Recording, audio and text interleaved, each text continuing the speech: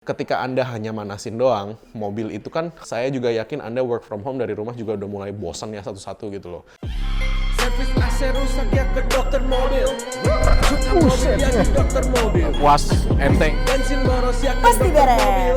Dan naik mobilnya kagak pakai labil. Hai lovers, balik lagi dengan saya Dokter Mobil. Di video kali ini teman-teman saya dan customer saya banyak yang nanya kalau misalkan kita work from home kan jadi kan mobil-mobil kita kan pada nganggur nih, apa sebaiknya dipanaskan aja atau gimana. Nah, saya jelaskan dari teorinya dulu. Oke, ketika mobil itu tidak dipakai atau dimatikan mesinnya, itu yang paling concern atau yang paling menjadi perhatian saya adalah oil film namanya. Oil film itu apa sih? Oil film itu sebuah lapisan di mana ketika si oli itu melumasi dinding-dinding atau gear-gear yang ada di dalam mesin itu ketika tidak dipakai. Jadi ketika Anda matikan mesinnya, gravitasi kan menarik semua olinya turun ke bawah nih. Nah, dia harus ada yang nyisa tuh di dinding tuh.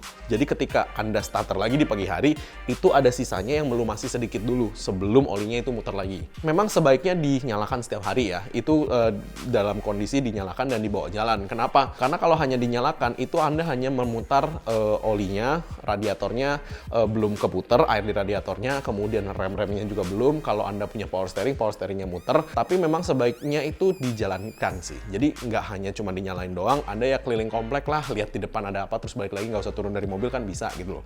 Nah, maksudnya apa? Biar semua oli-olinya dan semua chemical-chemical yang ada di dalam mobil Anda itu semuanya bergerak dan berputar sesuai dengan fungsinya. Kenapa? Ketika Anda hanya manasin doang, mobil itu kan hanya idle nih. Nah, air radiatornya juga ketika di dalam engine itu kan si termostat belum tentu ngebuka nih. Jadi belum tentu ketuker air radiatornya, itu satu. Dan kemudian remnya juga nggak berputar. Karena kenapa? Anda nggak injek rem. Anda nggak putar-putar, Anda nggak injek rem, itu nggak berputar minyak remnya. Terus kemudian oli gardan kalau ada. Terus kemudian oli transmisi kalau ada. Oli transmisi sih tetap berputar. Cuman memang bagusnya kita majuin, mundurin. Itu kenapa? Supaya dia bener-bener keputar gitu loh. Nah, mungkin proses ini makan waktu 15-20 menit. Cuman kan saya juga yakin Anda work from home dari rumah juga udah mulai bosan ya satu-satu gitu loh.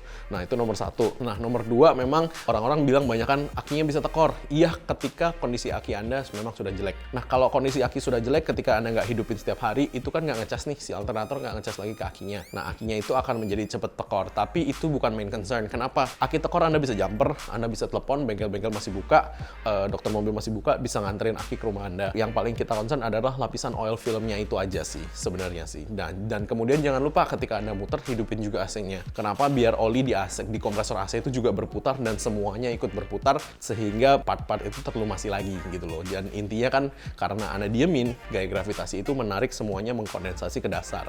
Ketika Anda nyalain dan bawa jalan, itu semua olinya berputar lagi.